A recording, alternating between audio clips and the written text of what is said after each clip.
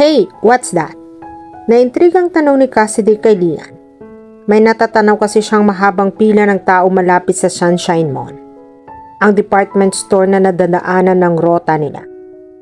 Saglit na tiningnan ito ng lalaki bago muling ibinalik ang tingin sa kalsada. Peryahan. May ganyan talaga dyan kapag malapit na ang Pasko. Nagbukas na pala. Akala ko sa susunod pa na buwan sila mag-uumpisa. Malapit na sila sa FTI. Is that some sort of an amusement park? Tumango ang binata. May bigla siyang naisip. Diba? Pagkatapos nating maihatid yung mga pasahero sa terminal, uuwi na tayo? Usisa niya. Nangunot ang noo nito. Marahil ay nagtataka sa interes niya. Oo. At bakit? May pinaplano ka naman ano? Can we go there?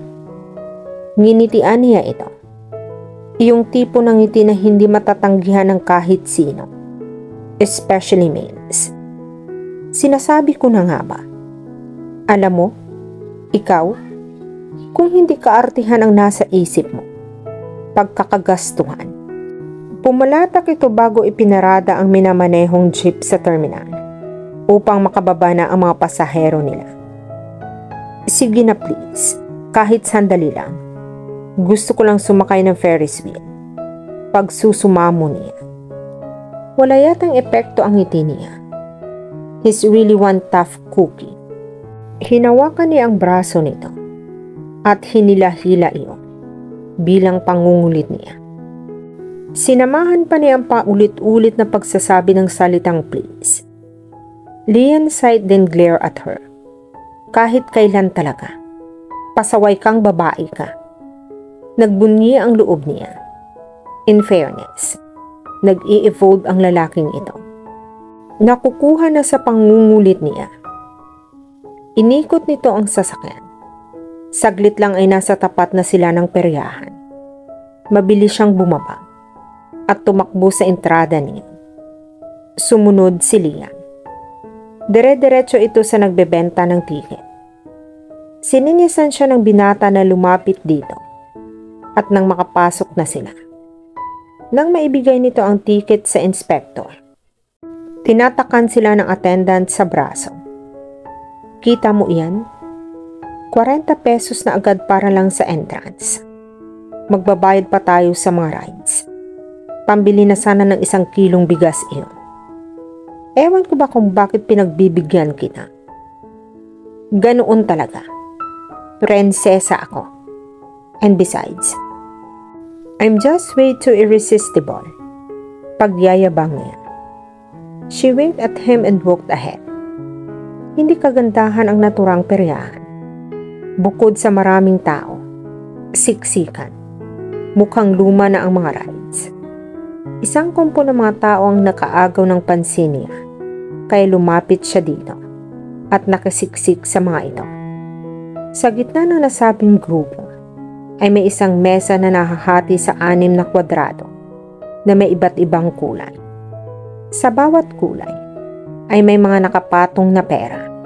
Sa isang tabi ay may kahoy na lalagyan ng 3 ring wood cubes na may iba't ibang kulay sa bawat sides. At yun din ang mga kulay ng 6 na kwadrado sa mesa. Hinihila ng bangka ang tali na nakakabit sa kahoy na pinapatungan ng mga wooden blocks.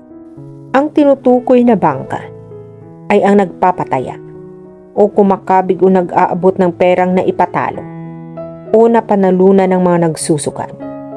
Babagsak ng 3 kahoy na dice o cubes na tila sandbox sa ibaba oras na hihigita ng bangka ang tali. Inoobserbahan muna ng dalaga kung paano iyon nilalaro. Nang hilain ng mama ang tali, ay puro kulay dilaw na sides ang lumabas sa 3 dice. Napatingin si Cassidy sa katabi nang bigla itong magtatalon. Binigyan ito ng lalaking humihila ng tali ng 150 pesos. Ang katabi pala niya ang tumaya ng 50 pesos.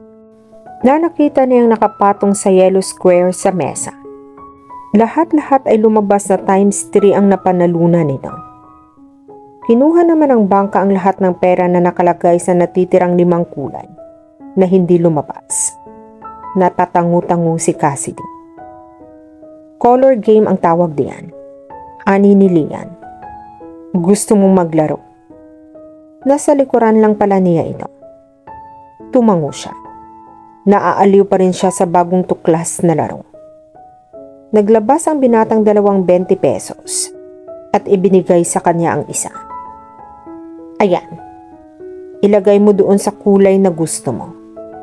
Kapag kakulay nung sides na lumabas sa dice ang tinayaan mo o pinaglalagyan mo, panalo ka.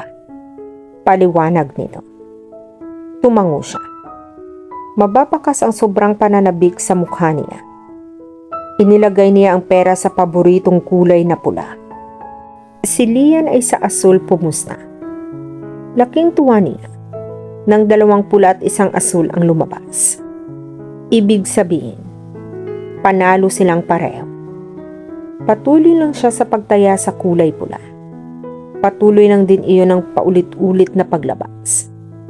Halos maglambitin siya kay Lian sa sobrang tuwa. Hinay-hinay lang, prinsesa. Baka akalain ng mga tao, may relasyon tayo. Biro nito.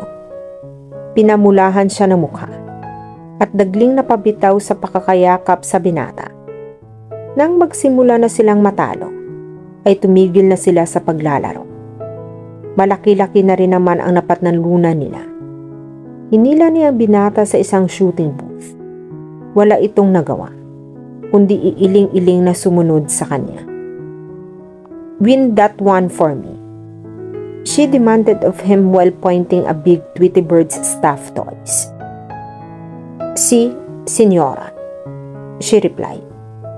Sumaludo pa ito at tila isang sundalo sa kanyang general. Lihim siyang napangiti. Para pala silang teenagers na nag-date sa unang pagkakataon. Except that Lian was hardly an adolescent and they weren't on a date. Kapritso lang iyon na hindi nito nagawang tanggihan. Ha?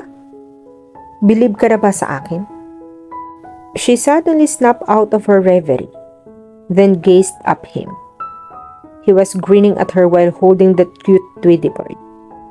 Inabot nito sa kanyang stuffed toy at nauna nang maglakad palayo. Humabol siya at muli itong hinila papunta sa direksyon ng gusto niya. Humigit muna ito ng malalim na hininga bago siya hinarap. Alam mo, inaabuso mo na talaga ang kabaitan ko ngayong gabi. Sermon nito bagaman nakangiti. Talaga? Gusto mo naman na inaabuso kita? Di ka makatanggi niya. Kantsaw niya. I get it. You're beginning to like me, aren't you? She added arrogantly, grinning widely. Ang lakas ng tawa nito. Ang takaw mo, ani ni Lian. Si Cassidy ay sige lang sa pag-ukab ng cotton candy na binili nito. Pangalawa na iyon kaya hindi na mapigilan ng binata na magkomento. I just love cotton candy, or any sweets for that matter. Defensive na sagot nito. Kasalukuyan silang nakapila at naghihintay para makasakay sa Ferris wheel. Classic attraction talaga ng kahit na anong carnival, ang ride na iyon. Kaya hindi na siya nagtaka sa haba ng pila noon. Ikaw lang ang prinsesang kilala ko na ganyan katakaw. She rolled her eyes.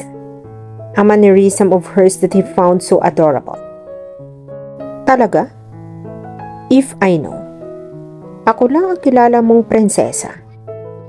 Besides, ako ang bumili nito. Kaya bakit ka nakikialam? Hindi na siya sumagot. Malaki ang napanulunan nito sa color game. Isinuli na nito ang 20 pesos na ibinigay niya. Ibinalik na rin nito ang bayad sa entrance fee. Inilalayan siya nito pag-akyat sa Ferris wheel. Maya-maya ay umandar na iyon. Wow! Manghang-manghang bulalas nito. Dumungaw sa gilid ng ride. Parang siyang-siya ito sa mga ilaw na nagbibigay ng liwanag sa madilim na gabi. Kung tutuusin, Wala talaga siyang nakikitang kakaiba sa tanaw. Pero kung makareact ito, ay ganoon na lang. Nais niyang mapangiti. Mababaw lang pala ang kaligayahan nito. Buong akala niya ay mahirap itong paluguran. Pero heto, at nagniningning pa ang mga mata ng dalaga. Sa tingin niya, ay kasing ningning ng mga iyon ng mga bituin sa langit. Ang isa pang hinanga niya ay ang kakayahan nitong mag-adapt. Hindi pala itong kasing arte ng iniisip niya. Isang linggo na ito sa kanila. Ni hindi niya kailanman narinig na inilait nito ang papag na hinihigaan at ang electric fan nila. Sinusunod din ito ang mga ipinapagawa niya ng walang reklamo. Higit sa lahat, natuklasan niya na masarap pala itong kasama. Kahit pa nagsasagutan ng silang madalas, ang mga simpleng bagay gaya ng pagpapaikot nito ng mga mata, ang pagsimangot nito, at ang pagsagot-sagot sa kanya, ay nagsisilbing amusement ng monotonous niyang buhay. Aminin man niya o hindi, gusto niyang makasama si Cassidy. Ngayon ka lang ba nakasakay ng Ferris wheel? Wala ba nito sa mundo ninyo? Biro niya. Aliw na aliw siyang panoorin ito. The look on her face was just priceless. Sigurado siyang na hinding-hindi niya pagsisisihan ang pagsunod dito sa peryahang iyon. Nakasakay na ako sa ganito dati. Umirap ito. Mas maganda pa dito. Alam mo ba yung London Eye? Huwag mong sabihin nakasakay ka na doon. Aniya parang nahuhulaan na ang sagot. Yes, about 2 years ago. Kasama ko ang mga parents ko. Buhay pa ang mami noon. Malungkot ang boses nito. Napansin niya na biglang nangislap ang mga mata nito. May luhang nagbabadyang pumatak mula sa mga iyon. Hinarap niya ang mukha nito sa kanya, gamit ang kanang kamay. Nag-angat ito ng tingin.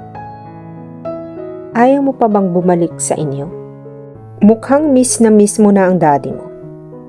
Marahang niyang inalis ang kamay sa mukha nito. She gave a better laugh. Parang tinataboy mo na ako ah. Gusto mo bang akong umalis? Natigilan siya. Tinitigan niya ng maigi ang dalaga. Tila kinabalisa ng maganda nitong mukha. Gusto ko na ba siyang umalis? Nagulong bigla ang loob niya. Ito lang ang inaalala niya. Kaya siya nakapagsuwesyon ng ganoon. Wala siyang ibang ibig sabihin. Gusto lang niya mawala ang lungkot nito. Ngayon lang niya naisip na maaaring implikasyon ng tanong niya. Bago pa siya makapagdahilan, ay nakapagdesisyon na ito. Sorry Buster, pero wala pa akong balak bumalik sa amin.